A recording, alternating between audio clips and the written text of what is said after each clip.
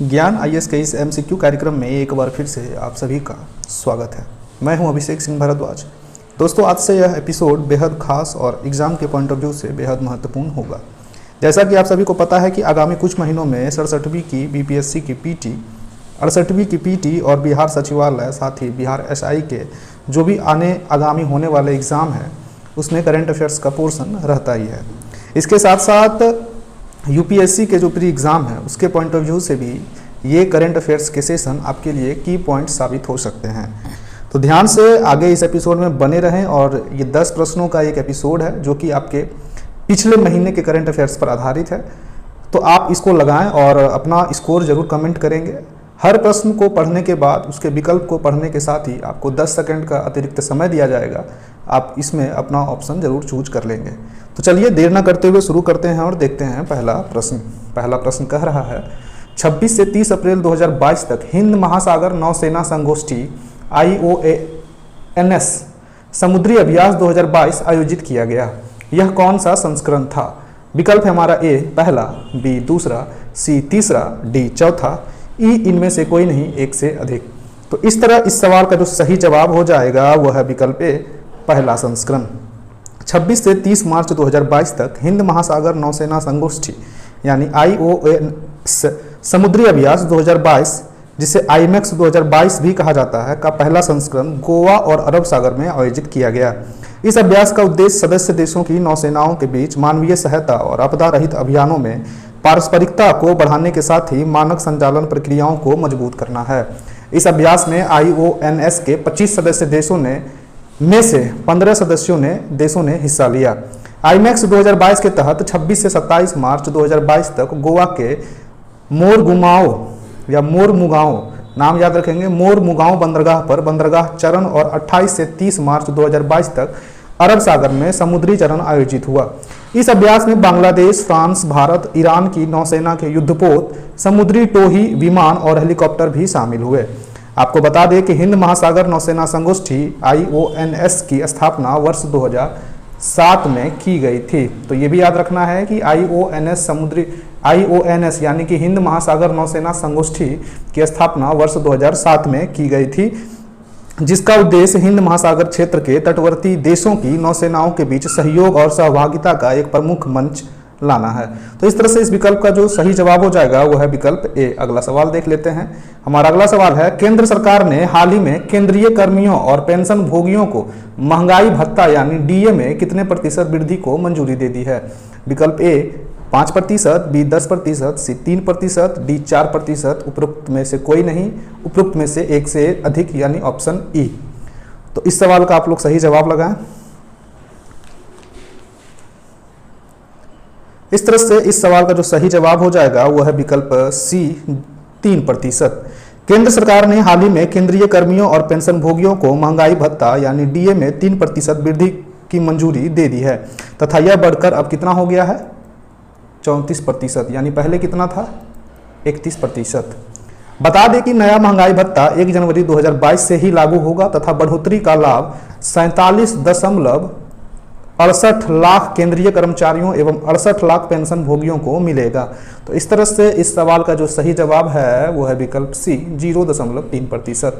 अगला सवाल है हमारा यमुनोत्सव 2022 का आयोजन कहां पर किया गया है? विकल्प ए उत्तराखंड, बी हिमाचल प्रदेश, सी हरियाणा, डी नई दिल्ली, ई इनमें से कोई नहीं, एक से अधिक।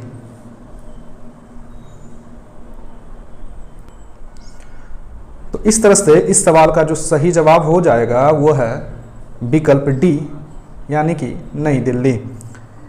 नई दिल्ली में आज़ादी का अमृत महोत्सव समारोह के हिस्से के रूप में राष्ट्रीय स्वच्छ गंगा मिशन ने स्वच्छ रहने के संकल्प के साथ यमुना की महिमा का उत्सव भी मनाने के लिए गैर सरकारी संगठनों के सामूहिक सहयोग से यमुनोत्सव 2022 का आयोजन किया गया है। यमुनोत्सव में आयोजित कार्यक्रमों में नुक्कड़ नाटक, पेंटिंग, आध्यात्मिक और शास्त्रीय प्रदर्शन, नृत्य, संगीत आदि भी शामिल थे। इस इवेंट में लोगों से यमुना नदी की सफाई के लिए हाथ बढ़ाने का आग्रह किया गया है, जो गंगा की सबसे महत्वपूर्ण और सबसे बड़ी सहायक नदियों में से एक है। तो इस तरह से इस सवाल का जो सही जवाब है वो है नई दिल्ली। अगला सवाल देख लेते हैं। हमारा अगला सवाल है उस पोर्टल का क्या नाम है जिसमें प्रत्यक्ष लाभ हस्तांतरण सुनिश्चित करने के लिए केंद्रीय क्षेत्र और केंद्र प्रायोजित योजनाएं शामिल की गई हैं। विकल्प है हमारा ए डीबीटी भारत पोर्टल, बी सुगम्य भारत पोर्टल, सी जन कल्याण पोर्टल, डी देश कल्याण पोर्टल और ई इनमें से कोई नहीं, एक से अधिक। तो इस तरह से इस सवाल का जो सही जवाब है वह है हमारा विकल्प A DBT Bharat portal. DBT Bharat portal पर 53 विभिन्न मंत्रालयों की केंद्र प्रायोजित और केंद्र क्षेत्र के 313 योजनाओं को यह सुनिश्चित करने के उद्देश्य से जोड़ा गया है कि लाभार्थियों को पोर्टल के तहत सटीक रूप से लक्षित किया जा सके। प्रत्यक्ष लाभ अंतरण यानी डायरेक्ट बेनिफिट्स ट्रांसफर डीबीटी कार्यक्रम 1 जनवरी 2013 को सरकार की वितरण प्रणाली में सुधार करने के उद्देश्य से शुरू किया गया था। तो इस तरह से इस सवाल का जो सही जवाब है वह है डीबीटी यानी डीबीटी भारत पोर्टल। अगला सवाल देख लेते हैं। हमारा अगला सवाल है आग लगने के कारण चर्चा में रहा सरिस्का टाइगर रिजर्व किस राज्य में स्थित है। हमारा विकल्प है ए उत्तर प्रदेश, बी गुजरात, सी राजस्थान, डी मध्य प्रदेश, ई इनमें से कोई नहीं, एक से अधिक।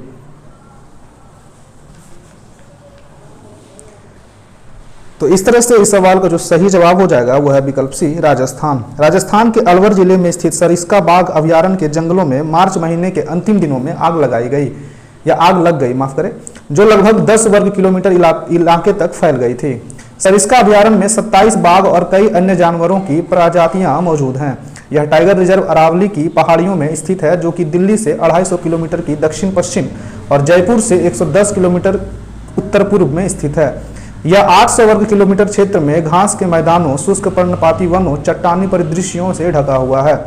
सरिस्का भारत का पहला टाइगर रिजर्व है जहां रॉयल बंगाल टाइगर को सफलतापूर्वक बसाया गया है। तो यह भी पॉइंट ध्यान रखेंगे। इस सवाल का सही जवाब है विकल्प सी। हमारा अगला सवाल है 1 अप्रैल 2022 को भारतीय रिजर्व बैंक आरबीआई ने अपना स्थापना दिवस मनाया है। आरबीआई के गवर्नर वर्तमान में कौन है। हमारा विकल्प है ए डॉक्टर उर्जित पटेल, बी शक्तिकांत दास, सी doctor Raghuram Rajan, D D Subramaniam, ई इनमें से कोई नहीं, एक से अधिक।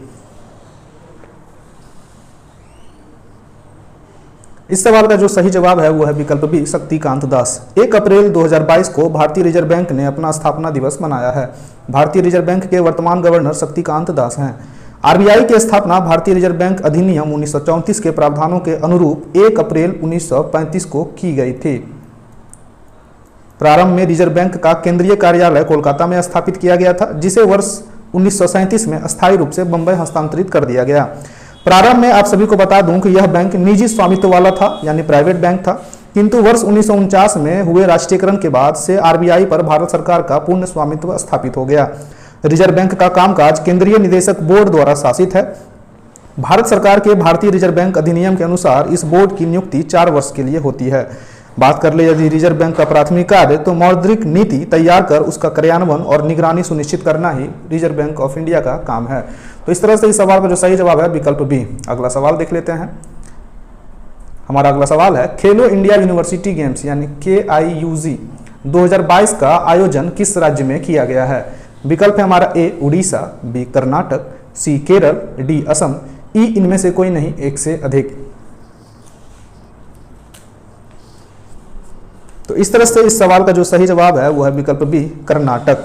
1 अप्रैल 2022 को कर्नाटक के राज्यपाल TC गहलोत, केंद्रीय युवा कार्यक्रम एवं खेल मंत्री अनुराग सिंह ठाकुर ने बेंगलोर के श्री कांतिरवा स्टेडियम में खेलो इंडिया यूनिवर्सिटी गेम्स 2021 का लोगो, जर्सी, शुभंकर और एंथम लॉन्च किया है। आपको बता दें कि पिछले वर्ष कोविड संकट के कारण इसे स्थगित किया गया था तथा वर्ष 2020 में उड़ीसा द्वारा खेलो इंडिया यूनिवर्सिटी गेम्स के आयोजन के बाद खेलो इंडिया यूनिवर्सिटी गेम्स का यह दूसरा आयोजन है। खेलो इंडिया यूनिवर्सिटी गेम्स 2021 कर्नाटक में 24 अप्रैल से 3 मई 2022 के बीच आयोजित किया जाएगा। इस अवसर पर मेजबान राज्य कर्नाटक द्वारा गेम्स पर लाइव अपडेट के लिए खेलो इंडिया ऐप भी लॉन्च किया गया है। तो इस तरह से इस सवाल का जो सही जवाब है वो है विकल्प बी कर्नाटक। याद रखेंगे यह इसका दूसरा संस्करण है, पहला 2020 में आयोजित हुआ था, 2021 में कोविड के कारण नहीं हुआ था। अगला सवाल है हमारा 8 अप्रैल 2022 को भारत के किस पड़ोसी देश की नेशनल असेंबली को भंग कर दिया गया है। विकल्प है ए नेपाल, बी श्रीलंका, सी पाकिस्तान, डी बांग्लादेश, ई इनमें से कोई नहीं, एक से अधिक। तो इस सवाल का जो सही जवाब है वो है विकल्प सी पाकिस्तान। 3 अप्रैल 2022 को पाकिस्तान में तत्कालीन प्रधानमंत्री इमरान खान के नेतृत्व वाली सरकार के खिलाफ लाए गए अविश्वास प्रस्ताव को बिना मतदान के ही खारिज कर दिया गया था। नेशनल असेंबली के उस समय के उपाध्यक्ष कासिम खान सूरी ने विदेशी साजिश का यह आरोप लगाकर अविश्वास प्रस्ताव को पाकिस्तानी संविधान के अनुच्छेद 5 के खिलाफ करार देते हुए खारिज किया था। इसके बाद पाकिस्तान के राष्ट्रपति आरिफ अलवी ने प्रधानमंत्री इमरान खान की सिफारिश पर नेशनल असेंबली को भंग कर दिया। इमरान खान ने राष्ट्रपति से नए सिरे से चुनाव कराने का अनुरोध भी किया था, लेकिन न्यायालय के हस्तक्षेप के बाद अविश्वास प्रस्ताव पर वोटिंग हुई। तो आपको बता दें कि ये जो पड़ोसी देश की नेशनल असेंबली है वो पाकिस्तान की है, और वर्तमान में पाकिस्तान के प्रधानमंत्री का नाम आपको जरूर कमेंट करना है, जो कि बदल चुके हैं ना। तो आप जरूर कमेंट करेंगे वर्तमान में पाकिस्तान के प्रधानमंत्री कौन बने हैं, क्योंकि जो अविश्वास प्रस्ताव लाया गया था उस पर इमरान खान खड़े साबित नहीं हुए थे और इनको त्याग पत्र देना पड़ा था। अगला सवाल है हमारा, 1 अप्रैल 2022 को किसने भारतीय वैज्ञानिक सर्वेक्षण GSI के महानिदेशक के रूप में पदभार ग्रहण किया है? हमारा विकल्प है A Rekha Joshi, B RS Garkhal, C doctor S Raju, D Surendra Verma Nayak, E इनमें से कोई नहीं, एक से अधिक। इस सवाल का जो सही जवाब है वह है विकल्प C डॉक्टर S राजू। 1 अप्रैल 2022 को डॉक्टर S राजू ने भारतीय भूवैज्ञानिक सर्वेक्षण के महानिदेशक के रूप में पदभार ग्रहण किया है। उन्होंने RS गरखल की जगह ली है, जो कि 31 मार्च 2022 को सेवानिवृत्त हो गए हैं।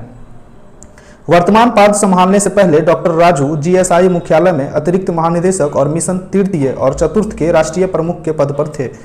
आपको बता दें कि भारतीय भूवैज्ञानिक सर्वेक्षण मुख्य रूप से रेलवे के लिए भारत में उपलब्ध कोयला भंडार की खोज के उद्देश्य से वर्ष 1851 में स्थापित की गई थी। वर्तमान में GSI खान मंत्रालय की एक सहायक संस्था के रूप में कार्य कर रहा है। बात कर ले यदि भारतीय भूवैज्ञानिक सर्वेक्षण की, तो इसका मुख्य कार्य राष्ट्रीय भूवैज्ञानिक सूचना और खनिज संसाधन मूल्यांकन एवं आधुनिकीकरण संबंधी कार्य करना है। तो इस तरह से इस सवाल का जो सही जवाब है वह है विकल्प C डॉक्टर S राजू। इस एपिसोड का आखिरी सवाल, 1 अप्रैल 2022 को केंद्र सरकार ने 3 पूर्वोत्तर राज्यों में लागू सशस्त्र बल यानी विशेष शक्तियां अधिनियम 1958 को आंशिक रूप से वापस लिया है। कौन सा राज्य इसमें शामिल नहीं है? हमारा विकल्प है A Assam, B Nagaland, C Manipur, D Tripura, E इनमें से कोई नहीं, एक से अधिक। इस सवाल का जो सही जवाब हो जाएगा वह है विकल्प D त्रिपुरा। केंद्र सरकार ने 3 पूर्वोत्तर राज्यों असम, नागालैंड और मणिपुर के हिस्से में लागू सशस्त्र बल यानी विशेष शक्तियां अधिनियम 1958, जिसे अफस्पा के नाम से भी जाना जाता है, को 1 अप्रैल 2022 से आंशिक रूप से वापस ले लिया है। अरुणाचल प्रदेश के 3 जिलों जिसमें नाम है तिरप, चांगलांग और लोंगडिंग में अफस्पा की अवधि 1 अप्रैल से 30 सितंबर 2022 तक बढ़ा दी गई है। वर्तमान में अफस्पा इन 3 राज्यों के साथ साथ अरुणाचल प्रदेश और जम्मू कश्मीर के कुछ हिस्सों में भी लागू है। वर्तमान में केंद्रीय गृह मंत्रालय केवल नागालैंड और अरुणाचल प्रदेश के लिए अफस्पा का विस्तार करने हेतु समय समय पर अशांत क्षेत्र अधिसूचना जारी करता है, जबकि मणिपुर और असम के लिए अधिसूचना राज्य सरकार द्वारा जारी की जाती है। तो ये काफी इंपॉर्टेंट सवाल है। इसका सवाल का जो जवाब है वो है विकल्प D त्रिपुरा। इस तरह से हमने 10 प्रश्नों का, महत्वपूर्ण प्रश्नों का यह संग्रह इस एपिसोड में देखा। अगले एपिसोड में हम लोग फिर 10 प्रश्नों पर चर्चा करेंगे, जो कि आपके करंट अफेयर्स के पोर्शन को स्ट्रांग बनाने में काफी सहायक होंगे। तो बने रहिए ज्ञान IAS के साथ, तब तक पढ़ते रहिए, मस्त रहिए। मिलते हैं अगले एपिसोड में। धन्यवाद।